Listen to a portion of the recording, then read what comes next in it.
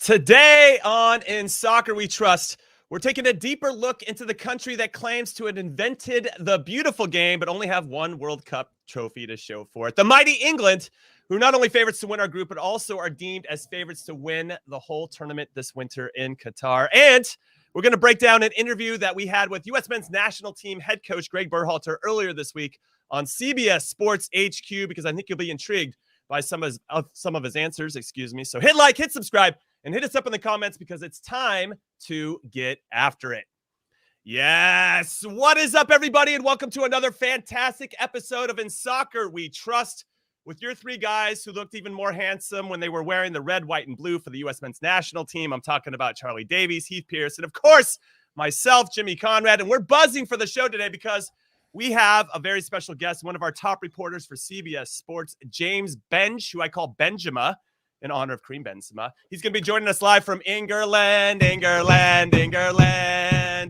he's going to give us some much-needed perspective on what we should expect from the Three Lions in 7 months' time. And after that's over, we're going to hear from U.S. men's national team manager Gregg Berhalter, who did an interview with us earlier this week on CBS Sports HQ. And then we can all dissect what he had to say. But before we bring James Benge on, I want to get a temperature from the guys. A little preface before the interview. Charlie, I'm going to start with you. Should we be scared of England? I wouldn't say scared is the right word. They're the favorites, right? So it's almost like you want to rise to the challenge.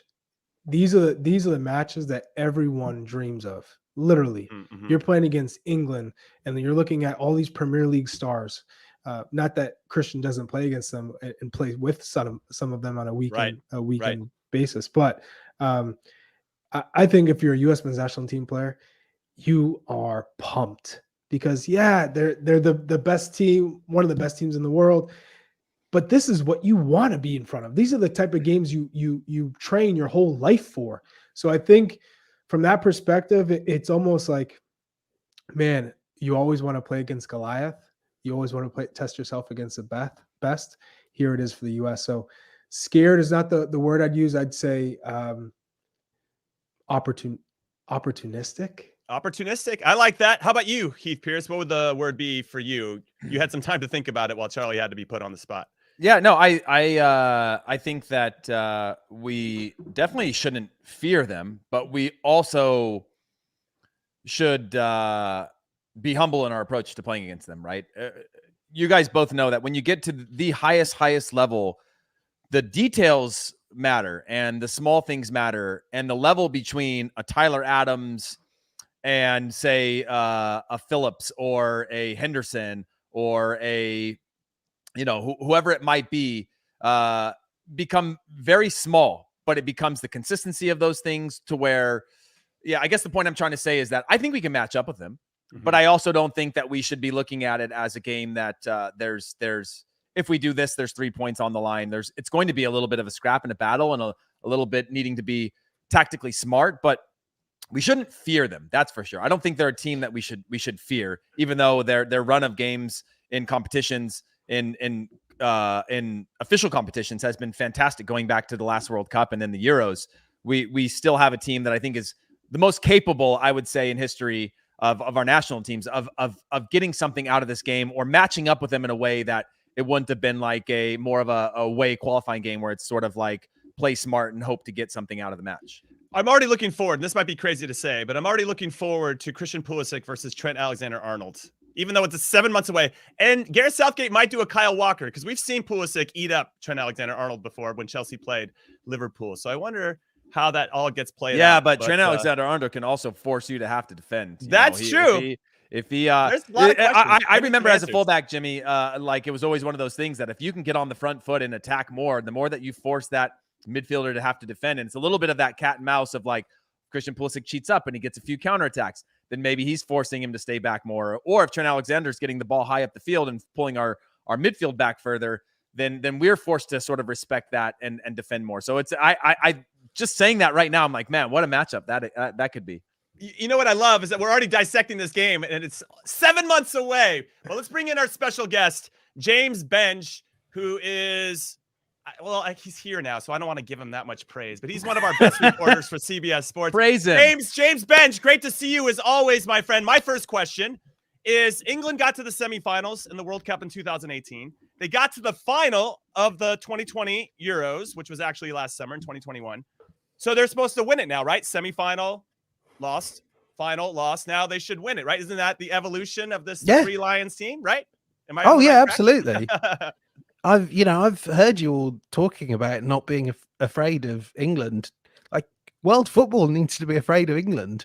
Everyone should be. And actually, I have to say, I've sketched out how they kind of get to the quarterfinals, winning the group, and I'm quite afraid as well as an Englishman.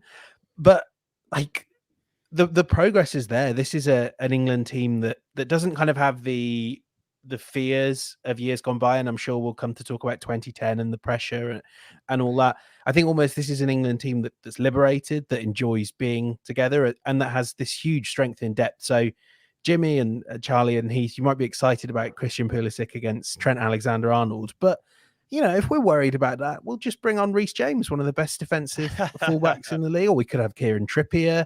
We could have, as you say, Kyle Walker. I mean, take our pick. Honestly, feel free to rummage through our right back bin, because we've got some world class right back. We'll move them to left, but we'll move them to the other side. Yeah. Well, Benji, unfortunately, you don't get to bring all of them to the World Cup, so you're going to have a few of those guys disappointed, unless you want to bring 5 deep at the fullback position on each side, which we'd be happy to accommodate if you want our advice on that. Great idea tactically. Leave out some of your other players, but to kind of switch that conversation back to the U.S. team and going back to 2018 of, again, England sort of rebuilding the national team, the perception of the national team, the pride of playing for the national team again. Do you see any comparisons to this U.S. side, which is extremely young, similar to 2018 with England, and sort of the potential of that as we look towards 2022, but obviously 2026 as well? Or do you think that depth thing that just England has is a completely different conversation? So the depth thing is, well, I mean, the US has depth. It maybe just doesn't. It has a lot of players, I think, that are kind of at a similar level, that are establishing themselves in the European game, but maybe is kind of still waiting for those superstars to emerge en masse. And we have to say, like, England were in that position maybe midway through last decade, and then they have kind of come. The floodgates have opened, and you've got players like Alexander-Arnold, Sancho, Saka, Foden, all those. But going back to your initial point, Heath, I think what's really apparent, and you see this even from this side of the channel, is that this USMNT seem to enjoy spending time together. You hear the stories of Weston, even when he's not in the squad, with the squad, texting and saying, get the job done and celebrating. And I think, much like England had the advantage of sort of, they were in a position to rebuild, where for once there wasn't the sort of pressure on them to immediately deliver that there was with past England teams. And I think it's probably fair to say that, like, with America, the level of expectation was rising quite quickly. And I would imagine, and you guys know this far better than me, but it was probably quite hard to keep up with that level. Whereas I think, not getting to 2018 probably kind of just brought a degree of realism that was necessary. And then that allows you a bit more easily to overachieve and to surprise people. And, if the US were to get to a quarterfinal, if they were to just lose to England 2-0, I'm sure there would be parties on the streets across the nation. Great pride at such a famous result as only being thumped by England. But yeah, I mean, I do see those similarities. Yes, for sure. I feel like after the 2018 World Cup, after the Euros, there's a new sense of optimism with the English, the population just being like, hey, this England team, actually, we feel like this is probably their best chance at winning a World Cup. And when you're looking at this group, and I look at the 2018 semifinal lineup, I look at the starting 11, the Euro final, there's a lot of crossover. I mean, the experience is there. You touched on the depth. Do you expect any new player to emerge for the World Cup? Let's say England do get to another semifinal. Who's a new player that could eventually get into that starting 11, get into the team, and then make a case for the starting 11? Yeah, that's a good question. There's a couple, and it's interesting what you say. Where I think Southgate has kept a spine and trusted a lot of players, whilst also, we were looking back at those players before the World Cup draw, and you had like your Lingards and Dele Allis that now are nowhere near the squad, and then they were starting all the big games. I think the player I'm looking at that we may well see starting against the US in the group stages, those big games, is Jude Bellingham, who still, as Gerardo says there, he is that player that's coming up really quickly on the outside. I mean, the challenge is that, like, ahead of him you have Declan Rice, who is up there with the best in Europe in his position. Calvin Phillips, if he's back from injury, we know that he's a perfect Jesse Marsh player, and Jesse Marsh we all think will get the best out of him. But Bellingham can do it all. Bellingham is the sort of midfielder that everyone is craving. Whoever they manage, he can play those forward passes. He can win the ball back. He doesn't seem to have any limits to his stamina. He keeps going for 90 minutes, and although he's only young, he's got such experience in the Champions League and the Bundesliga, playing at top levels, and has had pressure on him. I think it helps when you play for your hometown team like Birmingham and kind of have to carry a championship team at the age of 16. This is all, it's a cocktail of greatness. The other one to maybe mention, and I think this will depend on whether Everton are still in the Premier League next year. If they're not, and if Jordan Pickford doesn't get a new club, I think Aaron Ramsdale will start in goal. I don't want to turn this into Arsenal chat because Heath and I could waste the whole podcast, but he's fantastic. Here we go. No, I wanted to jump in and talk about Charlie's optimism that has been seen under Gareth Southgate. And it felt like in 2018, it was more, are we good enough? And then in 2021, it was like, we are, and we just proved it. And now it's got to take that next step and actually win something of consequence. But it seems like the English media is hearkening back to what we saw in the 2010 World Cup, and we shared a World Cup group together where everything's easy. Oh, it's another easy group for England. There's no way they can fail. And we see all these headlines from across the pond about how this is going to be an easy tap dance for the Three Lions, when I think it's going to be anything but. And if we go back 2014 shouldn't have been that hard for them either. Costa that's Rica, true. They couldn't get out of that group. 2010 though, we won the group. Yeah, thanks to Rob Green pushing it into the goal. But, the details. We ended up winning the group. England got second, and we couldn't take advantage of that, unfortunately, in the knockout rounds against Ghana, because it was Ghana and we bogey team. But what do you say about these headlines that come out of it? Do you think the players are humans? They're reading and seeing this stuff too. Do you think that actually works against the team because there's somewhat, I'll put air quotes around it, some arrogance with regard to the English media and this group? I think what's tough is it is quite an easy group.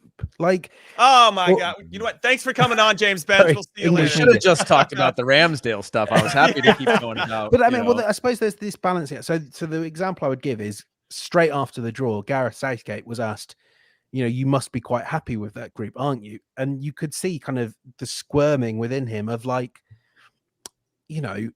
Iran, USA, more accurately. I mean, you dodged Germany. You didn't want Germany as the pot 2 team, and you dodged that. So in comparison to that, I'm just saying the headlines could have said, we didn't get Germany. We got a group that's a little bit more manageable. But instead, it's just like over the top, easy. This is a joke. What are we even doing? That type of stuff. It's just that one extra layer that just pisses us off. We're taking notes, James Benge. We're keeping notes of all this stuff. And I think the challenge as well is that it ratchets the immediate expectations on the England team, and that's when they can feel the pressure. And you saw that at Euro 2020 when there was very little sympathy, having done a really professional but slightly boring job on Croatia. No sympathy whatsoever for England being held to a 0-0 draw by a good Scotland team. And I think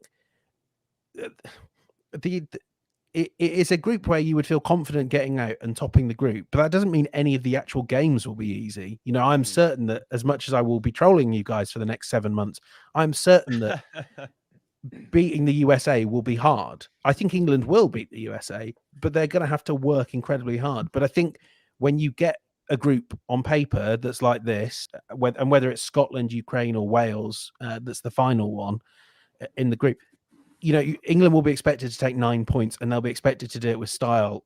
And also people will be saying, if they beat, say they beat the USA 1-0 and, Mason Mount has a quiet game, it will be, why are you not playing Saka? Why are you not playing Foden? Mm-hmm. So this can all change very quickly. And I remember as well, Southgate, when he switched to that back three against Germany and it looked so defensive on paper, he was saying in the dressing room, look, this could lose, I could lose my job here if this doesn't work out. So it can all change very quickly. And, if that first game against Iran is a tough one or they drop points, like the USA should be going into this going, the mood in the camp will switch quickly. We can take advantage of that. Yeah, how important is the media in all this, right? Because you go back to the pre-2018, there was this sort of campaign with the FA to sort of rebuild the personalities and the pride of that, and then you went through this phase of great, because generally it was pretty toxic within the media of the national team. Players don't care about playing for the national team, club over country. That was an era that existed, and now we saw this beautiful beer showers and things like that. 2018 to the Euros, then falling short, and then it went to straight killing these guys again. It went from being like this high peak to the backside of the mountain all the way back down. How much, what do you think is the right level of, I guess, optimism versus arrogance versus whatever in terms of putting this team in the right position? Because the pressures are incredible and incredibly different. We have a toxic national team fan base, but that lives in a vacuum on Twitter, whereas the English media can that can be all encompassing and all consuming for this team. That one controversy or one thing or one slip up leading into a World Cup could throw this team off its axis. Yes, I think that's very true. And obviously, that, and I kind of see a little bit of it working for CBS, that USMNT vacuum, you see that Twitter vacuum in the UK as well. And actually that didn't go away in Euro 2020, even in the final. There was very little praise for Southgate. It was all about, he's muddled up the tactics, he should be playing much more expansive football. And by the way, when he tries that, he played a 4-3-3 with Mount and Foden as the sort of free eights, it was awful. It played really badly. So the challenge is that I think the back page media and England have kind of come to a bit of an understanding. There's been the players are more open. They're encouraged to tell their stories, and they've got brilliant stories that people really like sharing. But when it comes to World Cups, this is front page news. It's front page news on the Sun, some front page news on the tabloids, and that means conversations like the one we had a few years back about Raheem Sterling's gun tattoo, which does have a huge impact. It kind of gets people ask questions about it. It becomes a talking point. In much the same way that NFL Mondays, I'm sure, are like that in the States. It is the biggest story in the world, in the UK. There is no question that the England national team will be dominating front pages. And that's really tough for the players to deal with, because I think that's when it goes from us telling stories about football. And, obviously I would consider myself part of the English football media. We want to tell stories about football and how well football players are doing, and sometimes how badly they're doing. But in general, we want to talk about the football.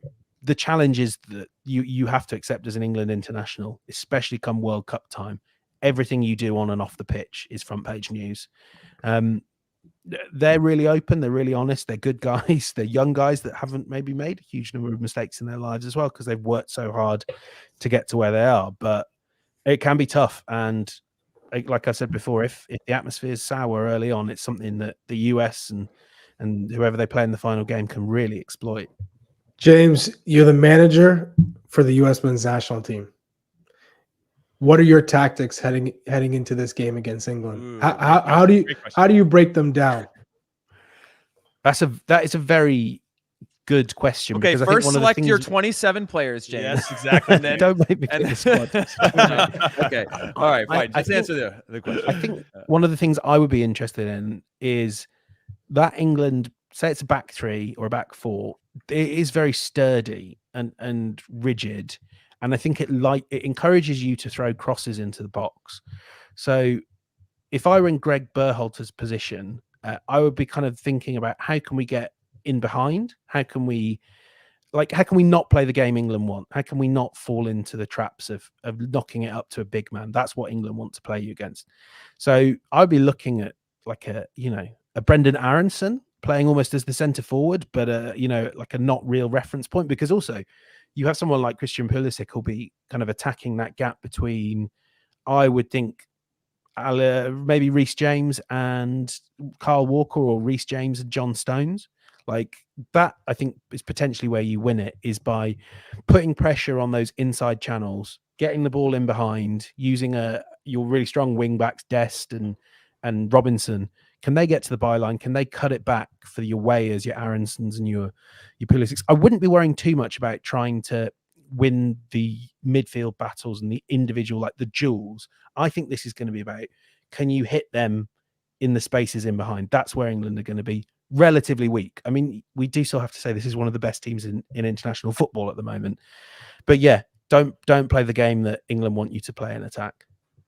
Imagine you saying that and Harry Maguire starts for England. That's impressive. Exactly. But Thomas Muller did get a breakaway when he went in that back three against Germany in the Euros, and he pushed it wide. And I think that ultimately kind of changed the whole perception of that game. And England went on and like took a deep breath and like, all right, we got this. We dodged that one bullet. And I think the US could take advantage and potentially get opportunities.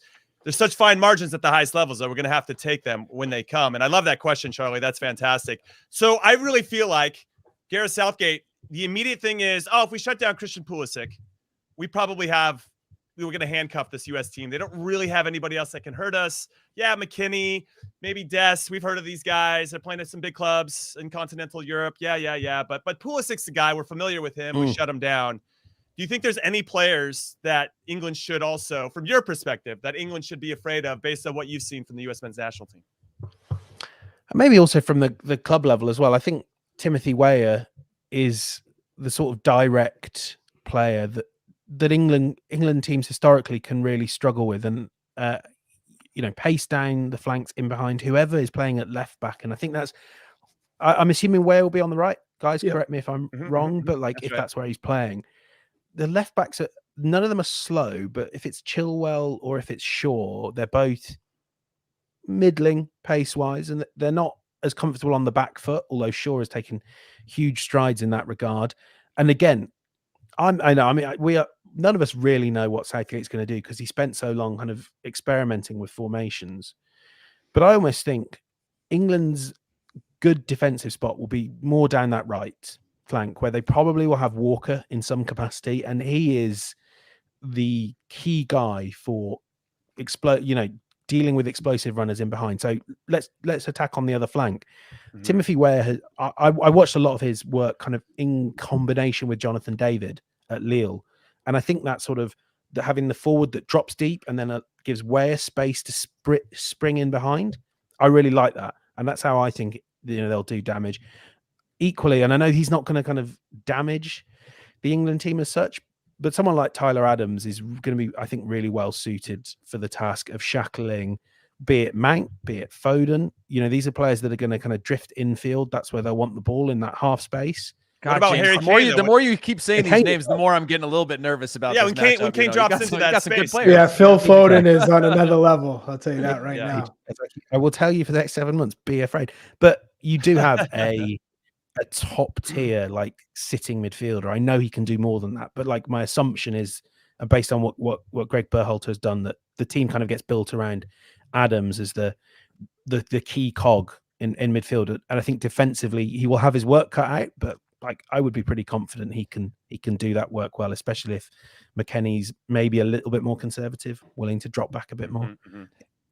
They have weapons. I still think England will win, but they have weapons. Yeah, I mean, this is the thing that I'm interested in hearing more about, Benji's, because you talk about depth, but we're going into this next tournament now where there's going to be some new players in the team. I'm curious to know if you think that England's close to their 11, because when you talk about the opportunity and the depth, it's to use it to an advantage in certain situations. Our only thing is do we have Dest on or not? Because it's are we too offensive or defensive based on who we're playing against? But we don't have a different style of playing. We tried throughout the summer to play with a back three. I think we were always better as soon as we switched back to a back four. We kind of knew our gaps better. I think we have the personnel to be good at a back three, but we've never really validated that. So I guess, my question is, one, do you have so much talent that there is a potential for strife within the team because of just the fact that everybody thinks that they should be a starter in this English national team? And two, do you think that there's enough, I guess thinking about I guess the question is do you think that he's going to approach each game based on personnel on how we want to beat the other team, or is there a little bit of like balance within the squad? I guess I'm not asking it the right way, but with the national team, there were times that I know what you mean. Yeah, I don't know. Is this a question or is this? I feel like I've got what you mean. That is this like a book or a question? Charlie, England stop is it, sort of- okay? He gets paid by every second he talks. Yeah. I get a word. I get $1 a word, but like, I don't. I've lost my train of thought now, guys. Jeez Louise. Benj made me nervous about the players that he's putting out, and now I have no idea where I'm going. Benj. I think what he's trying to say is, does Southgate already have his 11, and it doesn't matter who they're playing against, or is he going to adapt his 11 based on the opponent? I think very much the second option. So you saw that at the Euros. You get paid for less words. You know, that's expensive words. You saw that like Saka kind of didn't really play much early on, and then against teams that say had more of a rampaging left back, he would get used because Southgate trusted in his defensive qualities. You know, someone like Grealish as well actually had to work really hard to earn his place. I think, going back to the other thing, one of the things I think I might have caught Heath saying, there is the possibility that players will get frustrated that they've traveled a long way to do nothing. I think when it's a winning team, it's just about okay. But you did get the sense with someone like Chilwell at Euro 2020, when he wasn't even getting in the squad, that there was a little bit of like, what am I doing here? You know, I'm not even traveling to Wembley for the games. And I think for every national team manager, that's going to be a bit of a challenge. The fact that these squads might even go up to 25, I think, and some players might not get to make the journey to the game. I think he is smart enough to, and this side is settled enough to be able to rotate a bit. I suspect this is what someone like Gregg is, and you guys will know better than me again, but that he's going to be aiming to be in this position in 2026. 4 years ago, England were not like we were just about stumbling on the back three, the Lingard and Ali as shuttlers, all of that, and there was no alternative option. And you saw that kind of fall apart against Croatia. Come Euro 2021, there was more variety. It could be a back four one week and a back three the next. And I think England have got to that stage now where they can almost do the best team for the best opponent. Yeah, you're right. The US don't really seem to be there yet, but that takes years, especially on the international stage. You guys know how little time you spend with your teammates. If it's a settled squad, you can still build it, but it'll take time. And England very lucky that hopefully they'll be in that position come the World Cup. One country that scares you in this World Cup, if England were matched up to them in a knockout round, who is that country that you're thinking, man, this is the one, probably the one country we don't want to play? Brazil, I would say. Just they have a bit more of a winning aura. I think the French. So I've always kind of had a tier of four of France, Argentina, Brazil, England, and I feel like Brazil are probably the only one of that four that I would think would not shoot themselves in the foot, like would not do something bizarre like France did against Switzerland. And I know Argentina haven't done of late, but Argentina have done a lot in World Cups. But like Brazil feel like a team that's not going to mess it up, that have the strength and quality in midfield, and then in the final third that they can just dictate a game, they can grind you down. I would probably say a similar thing that would worry me would be if we got Spain, just because they can ping the ball, tire you out. I know it's not going to be I know it's not going to be the summer in Qatar, but winter in Qatar, I think, will still be hot enough that a lot of English people, possibly myself included, if I'm lucky enough to go, will be walking around going, God, it's too hot. We can't play football like this. That's always my worry. That's always our worry at every World Cup. Like, is it going to be too hot for our English footballers? By December, it might be okay, but like start at November, you might still be hitting the 90. I really don't want to get degrees Spain early on, like Yeah. Pedri and Gavi and that lot just passing rings around us, and Harry Kane would just look so leaden-footed. I can see that in my mind. That might happen anyway, so we'll have to wait and see. But oh yeah, definitely. But Benj, because we have one team in the group yet to be decided, who do you think England would prefer to face? Because obviously there's going to be some natural rivalries with Scotland and with Wales. And then obviously if Ukraine does somehow get to play that game and get through both of those teams, they're going to be the team of the world. Everybody's going to want to see Ukraine do very well in this tournament. So you have a real emotional heft in playing against Ukraine. Who does England want to play, or maybe who does England want to avoid ultimately? Yeah, I think England would still want to play Ukraine despite everything you're saying. I mean, one, they had a fantastic result against them at the Euros, but also like the team of the world's one thing, but like the next door neighbors, I just don't need that. Gareth Southgate will be thinking it was Scotland played one of the best 90 minutes they've played in a very long time to get a 0-0 draw at the Euros. 4 or 5 years before, Wales pushed England almightily close. You can just see Gareth Bale kind of going into full-blown like Terminator mode, suddenly returning to 100% fitness like he's never been, and Florentino Perez's blood is boiling as he plays the game of his life. So as much as England would have to be the baddies of the world if they were playing against Ukraine, I think that's a role that kind of naturally fits English people quite well, isn't it? Even Harry Maguire scored that day. So like, what a day. We could have like Jeremy Irons deliver the team talk and all of our Hollywood baddies warming up to just play the role of spoiler. Yeah, I think Ukraine. All right, that's a bold choice. I wasn't expecting that, but I respect it. Well, also, I was in London when England played Scotland, and like I was there the day after. I was just, you're walking through a sea of bottles. I don't want that. Yeah, no, that's fair. Well, we appreciate your time, James Benge. Appreciate you coming on. One last question before we let you go. You can follow him at James Benge on Twitter. He's a great follow on the Twitter. How far do you think England's going to get in this World Cup? I think they're going to win it. Oh my God. You know what? You already drunk. You can't, listen, if you're going to be a guest on our show, you it's can't the 8th of April. It's the 8th of April. Yeah. Jesus Louise. We already have drunk James Benge on the show. James Benge, everybody. Appreciate your time. Can't wait to see your tears. I can't wait to see your tears once that actually does not happen. But James Benge, everybody, one of the top reporters we have at CBS Sports. To see him on HQ. I love it. Go to CBSSports.com. Matt Turner over Ramsdale at Arsenal. Let's go. He's going to be the starter. You're going to have. He's not even going to make the roster. Let's go. All right, everybody. We're going to take a quick break, but when we get back, we got some comments. We got to interview Gregg Berhalter earlier this week. We're going to get into what he had to say after some very good questions by yours truly over here. And we'll break down anything else you want to talk about in the comments right after this. The Covenant will not stop. There is something within us. Something sacred. Something worth protecting. Silver team, on me.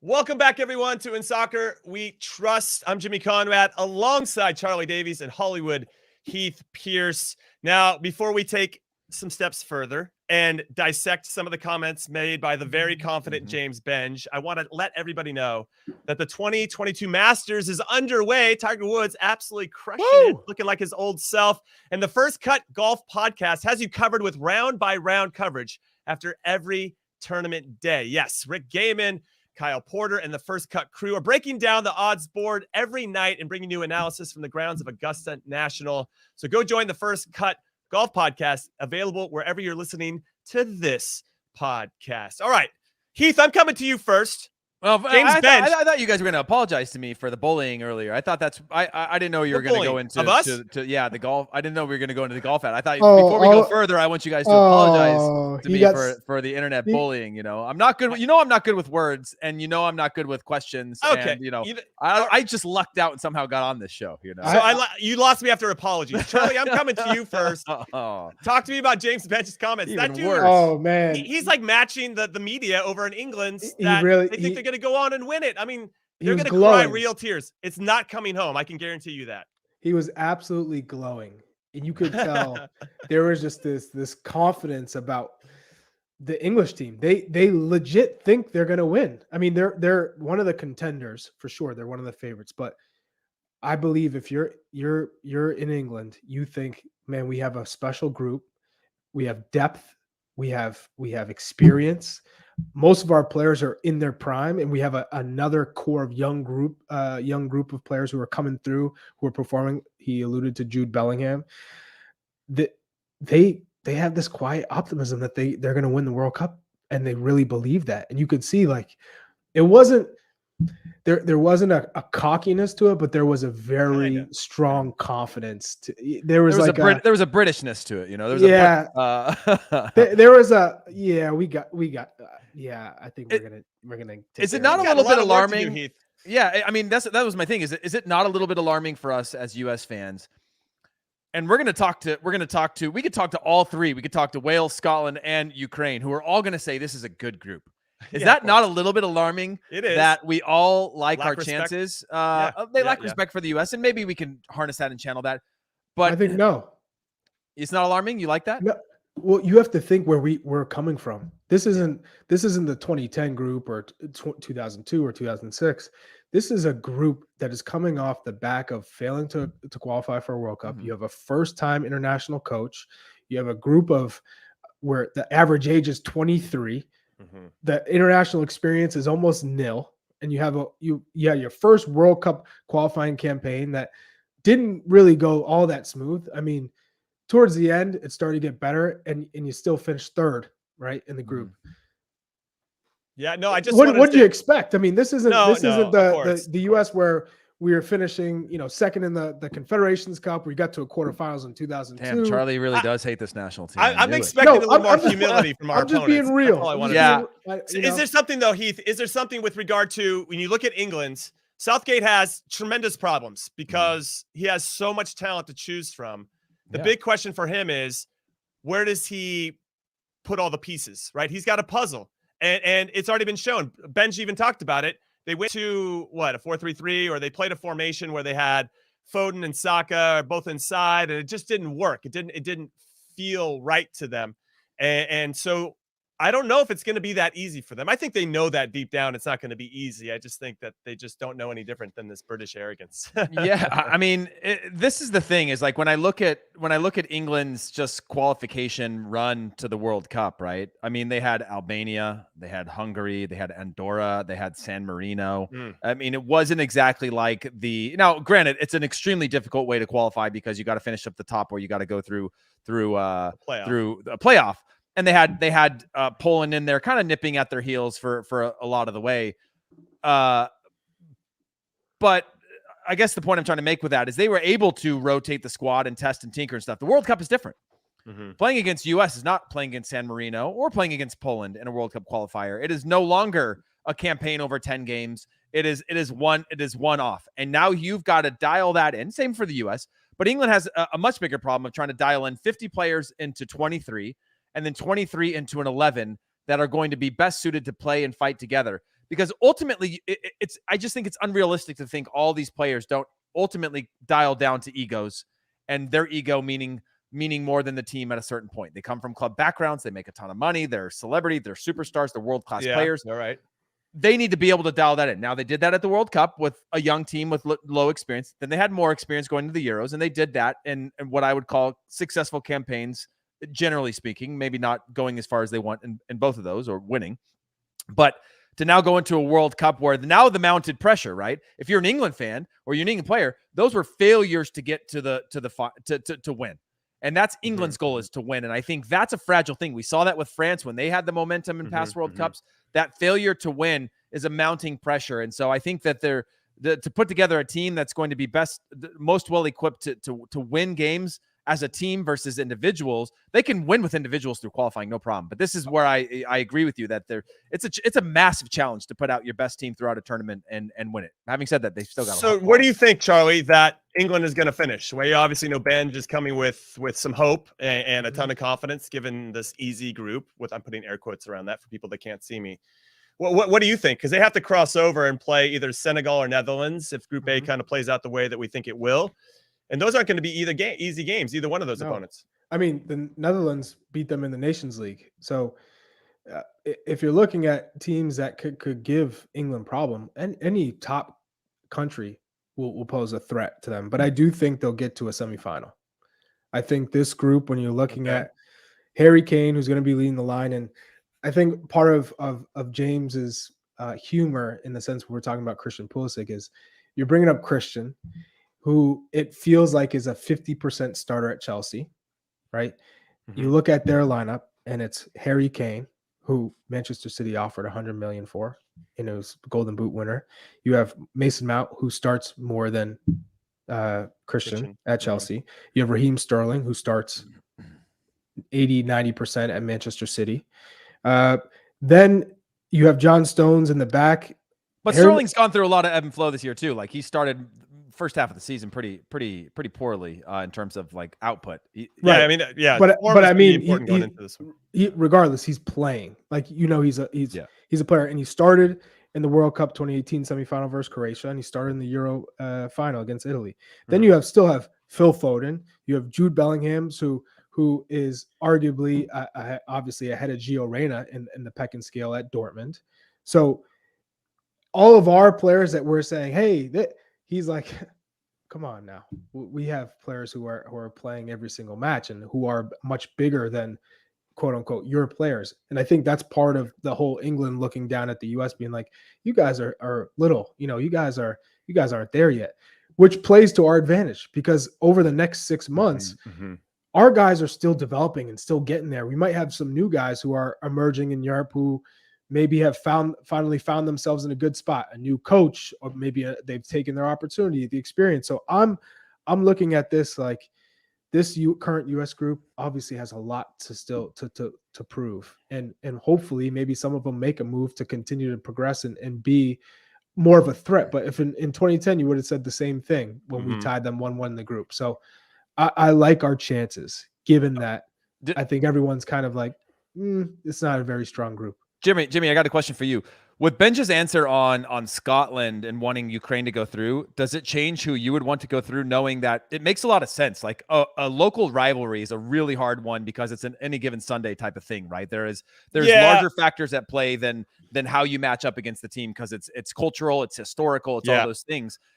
Does that make you say Scotland that you would want them to go through, or do you still think that, I think Wales will ultimately go through. I still don't think the Scotland-Ukraine game is going to happen. I think Wales just a little bit better than Scotland at the moment, despite the improvement that Scotland have made under Steve Clark.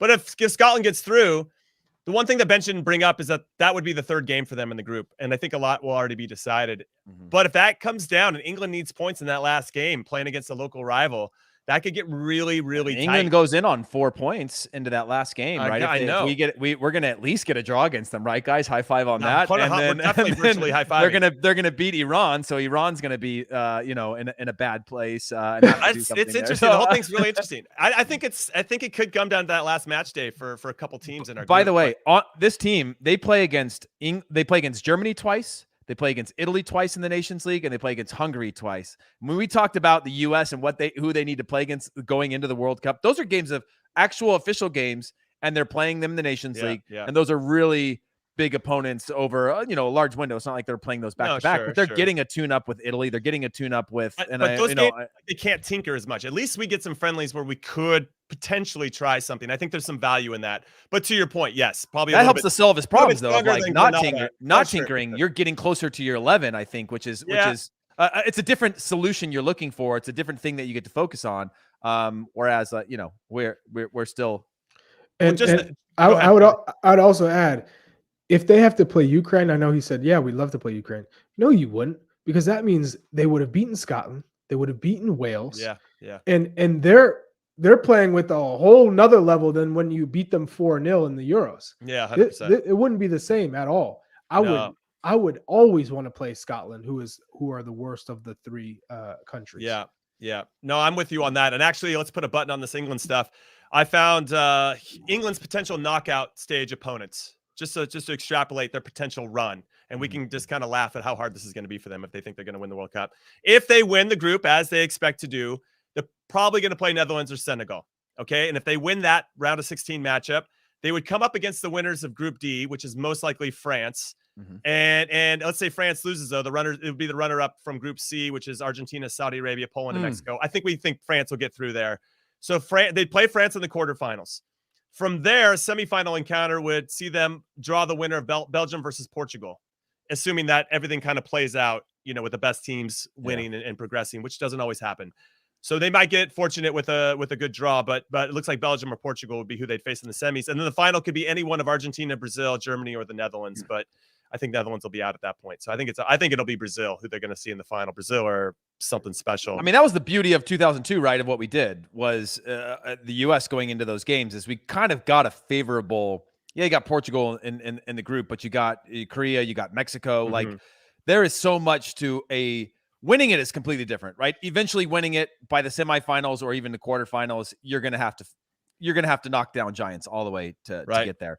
But for the U.S. advancement, a lot of that is contingent on like, you know, your pathway to advancement, and then your group, right? Group of death changes the dynamic of everything. And so that's a really hard. That's a hard path. England. And if U.S. win the group, that's the same path the U.S. would have to do it, or navigate a similar minefield as you get into the knockout rounds. But that's what we want this group to have. We want us to have those opportunities because I think we're all hopefully mature enough as a U.S. men's national team fan base to know that this is really getting the experience for us to have a really special run when we host the World Cup in 2026. And speaking of our U.S. men's national team, let's get the focus back on them. I had a chance to interview Gregg Berhalter this past week on CBS Sports HQ, and we have a couple topics that he discussed. And the first one that we're going to hear an answer from, and I can't wait to hear what you guys think about these comments, is about playing time and playing time at your club and how important that is, or how big of an issue it is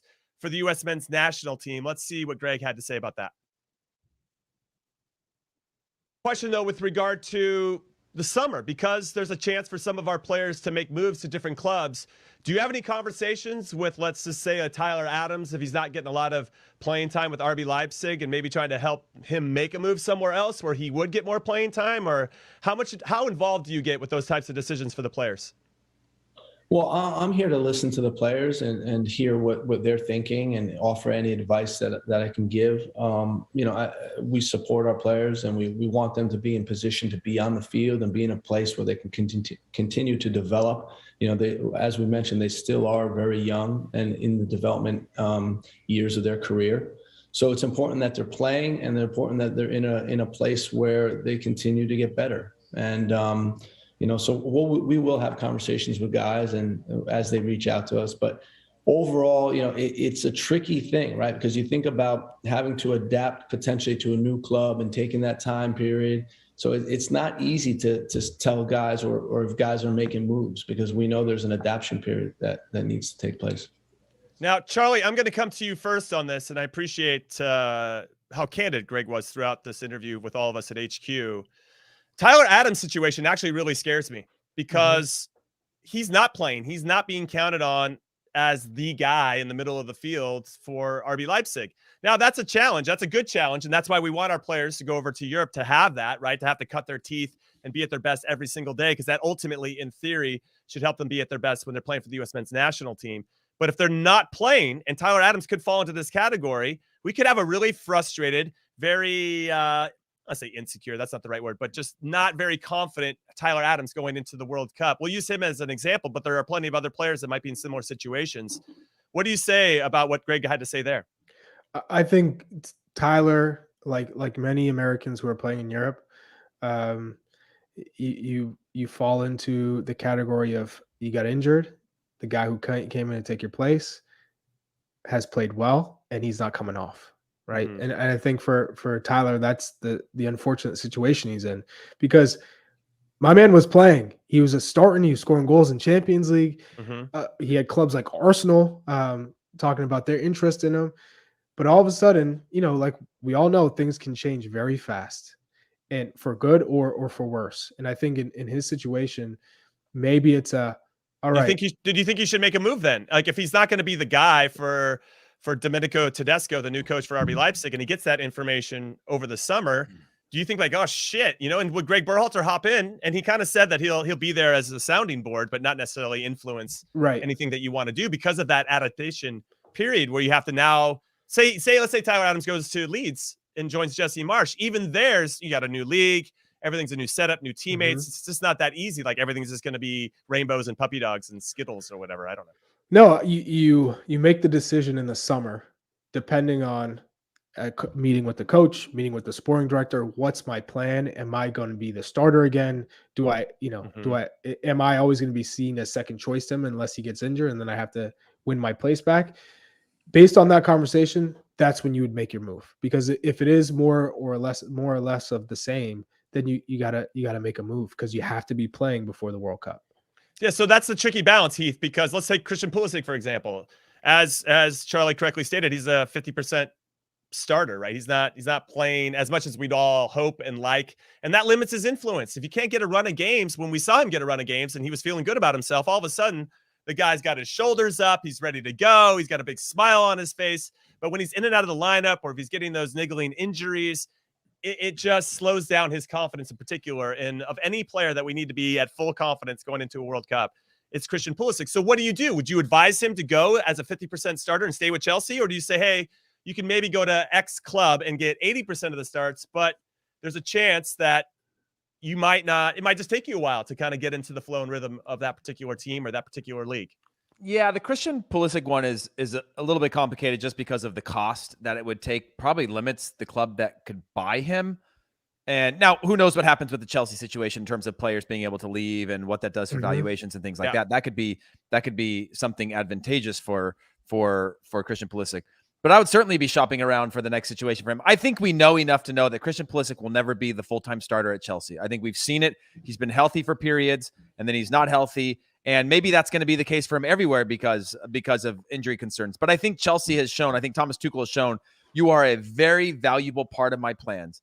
But you are going to be in 2, out 2, in 3, out for 4, and you'll play in those 4, but you're not going to be, I think they have enough depth that you lose in Champions League. Maybe you don't start the next game and you're going to go with something different because Tuchel's constantly tinkering as well. The Lukaku situation, who's the striker, constantly looking for the right 11. This point in the season, as long as Tuchel's there, I think he needs to find the right next club. I don't think there's a lot out there that I'd like Christian Pulisic at, but I would certainly be shopping or having my agent or representative shopping me into those windows to see where a better long-term solution is. I'm literally like thinking out loud, right in my mind, not out loud. I'm thinking in my mind like where that could be, whether it's a Roma or whoever it could be. It's tough to know where that club could be because he's not 18-year-old Gio Reyna anymore, right? He is a little bit, he's not older, but he's a little more established to where I wouldn't want him to go back to a Dortmund or something like that. I want him to be at a bigger club challenging himself. But at the same time, it's a very crucial window of development for him. It's a crazy window. It's a crazy window. And it's not just for our players. This is an isolated the men's national team. It's also for all the other players that are trying to break in and trying to win over their national team coaches, especially the ones on the fringes of the bubbles. And this summer is really interesting. And this is what makes the Winter World Cup pretty intriguing overall. But that was the only question I asked Gregg Berhalter. The other question I had coming up, this is about the expanded rosters and some of the choices that he gets to make now that this could potentially happen. And I hope that it does from 23 players to 26. Let's take a look at this. Talk that they might expand the rosters from 23 to 27, which could make your life a little bit easier when you get down to selecting the guys, especially the ones on the bubble. How much room are you leaving for this particular group in case somebody does emerge and starts playing really well over the next 6 months? Cameron Carter-Vickers just scored for Celtic and the Old Firm.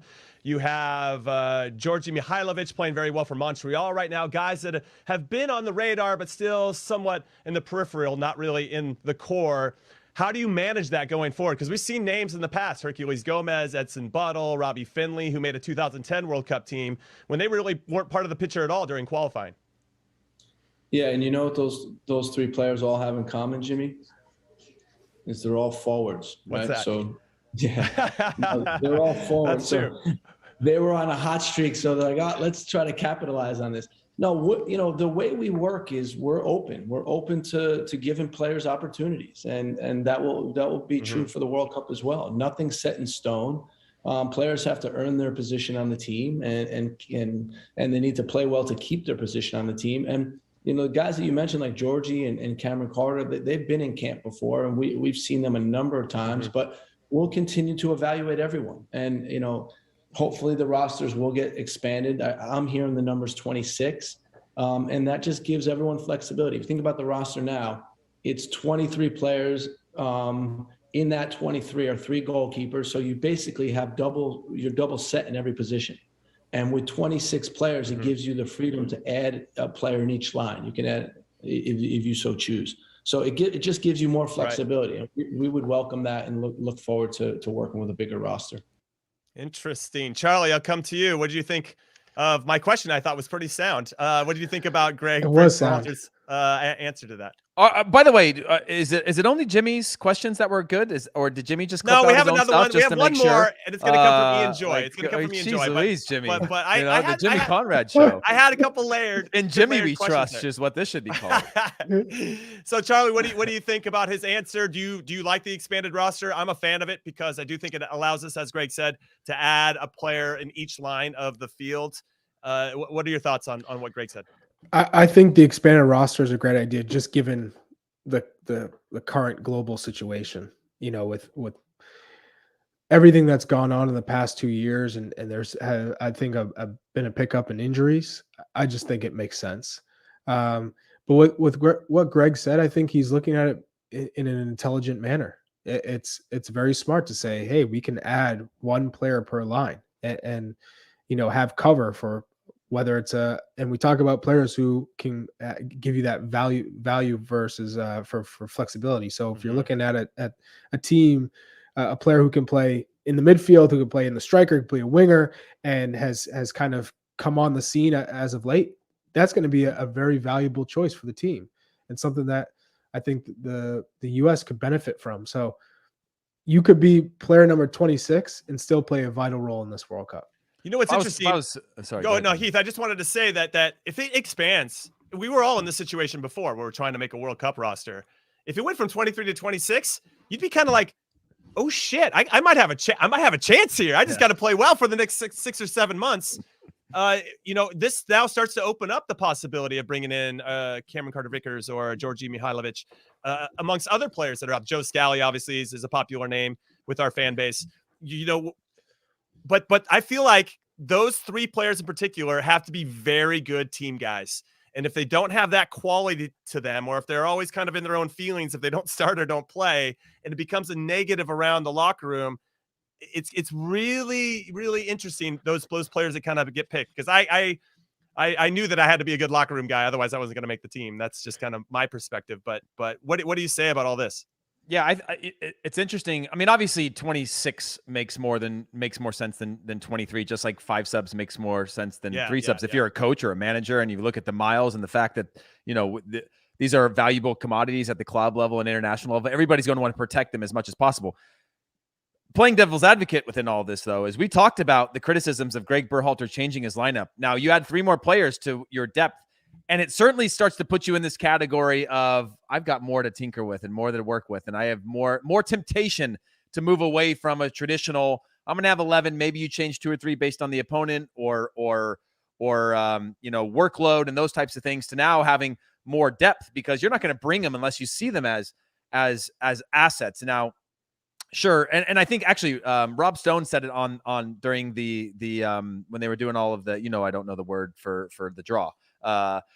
When they were doing that, he was like, yeah, but when you get to 26, now you're just dealing with the next set of like cuts, right? You're dealing with a new round of who's 20, who's 24, who's 25, who's 26 of the 30 or of the 32 players in terms of where you at. Gregg Berhalter obviously mentioned there you could add one in every line and then quickly dial it back saying if you so choose. But it changes the dynamic of your team, because now you've got some different assets, right? You talked, Jimmy, you asked the question, you mentioned Herculez Gomez and Edson Buttle and that being strikers, but it changes the dynamic of who you can use and where in these games. I like it, but I wonder, does it actually, are we deep enough for it to actually add a value, or is it about depth? Because most teams have used most of their players in a World Cup by the end.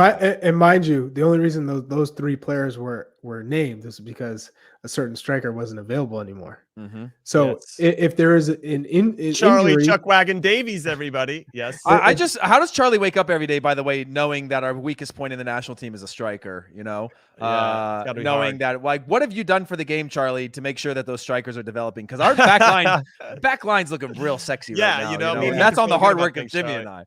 Yeah. All right. Well, that wasn't the only question. This is the last one we got from Gregg Berhalter, and it was from our very own Ian Joy at CBS Sports HQ. And he asked Gregg about the captaincy because we've been handing out that armband to a couple different people during qualifying. Let's see what Gregg had to say. Talk about the captaincy before we let you go. Obviously, there is 2 or 3 players who have been sharing the armband. You've had Tyler, you've had Christian, you've had Walker, who's had the armband in big games. Will we see that in the World Cup as well, or do you expect to pick one captain to lead your nation all the way through the World Cup? You know, we have a leadership council, so we have 5 guys or 6 guys that are part of the leadership council in each camp. Some of them are on the field playing, some of them don't get on the field to play, but they're really important in helping us make decisions, helping the staff make decisions, and just being a player's voice for what happens within the team. And we hold them accountable, and they're responsible players. I would probably talk to them and see where take their temperature on it, because for me it's important that the players are accountable and that the players take responsibility, and it's working well in this fashion. I'm not sure we need to change it, but it'd be interesting to hear what they think about it. I feel like he's passing the buck there. Charlie, I'm going to come to you first. This leadership council is interesting. I don't remember that really existing, or at least being named. When I was with the 2006 team, you knew it was pretty much Claudio Reyna and Eddie Pope. And sounds a lot like a council. Sounds a lot. It does, but it wasn't framed in that way. You just kind of knew that he asked some of the older guys that have been around their thoughts, and they were all captain like material. And Claudio obviously represented us in the World Cup in 2006 with the captain's armband. Charlie, I'm going to come to you on this. I feel like there should be one set captain. It just helps to have one leader to defer to, especially in high pressure situations on the field. And when you start handing that around, I don't know, it's not a distraction, but it just doesn't feel traditional. I don't know. That's the best way I can say it. Yeah. I think this group is unique in the sense, again, it's all young players. Mm-hmm. And so he's trying to empower each one. And I think if you're looking at it from behind the scenes, Gregg Berhalter saying, how do I get some of the leadership qualities out of each player and maybe help them develop those leadership qualities? I think creating this council gives everyone feel like they're a little bit more a part of it than you normally would be if you were just going to a camp or playing for your national team. You feel like you're a part of making these calls and judgments in camps, and you're giving your thoughts and you're being heard. I think I think he's done a great job in the sense of, I gotta figure out the best way to get all my guys involved and feel like they're part of this thing. And so if I got to give 5 captain armbands away in a camp, or 3, whatever it is, then so be it. I do think eventually they're going to get to 1. And if I had to pick right now, I think Tyler Adams is that one guy, because he's the engine of the squad. So, you look at Zach Steffen, who's had it, Christian Pulisic, Walker Zimmerman, Johnny Borstein. You could make a case for a lot of them. You could even make a case for Weston McKennie, given the fact that he had, that one I think lapse of judgment has come back and has felt like, man, I'm here to prove my case. I wasn't ready for the Johnny Borstein shot. Wait, what I would say, no, let me just add something real quick. Jesse, I think this is a very becoming a more common thing with young players now. Jesse Marsh had. And Dax McCarty told me about this, that Jesse Marsh had a leadership council at New York Red Bulls where it wasn't so much, you've been in like the inner circle. Jimmy, you and I both had that with Robin Frazier at Chivas, where you're sort of called upon to help sort of deliver messages and guide the team. But the way that I'm hearing about them, these leadership councils are more that they're actually asking these players to be more critical of themselves and the players around them, and to speak openly about the staff from a criticism standpoint, almost less so of a power dynamic where it's like, leader subordinate, but more so like equals at times, where you can have open and honest dialogue, as opposed to it always being this wall between player and staff, which can sometimes become very, very distant and more toxic than it could be uniting. For sure. And there's a good question here from Kai, and a longtime follower. Appreciate you, Kai, and all your support. He says, who's on the leadership council that doesn't play? That's a good question, because you're obviously going to get maybe more of a jaded perspective if you're not playing regularly. Zach Steffen, when he wasn't.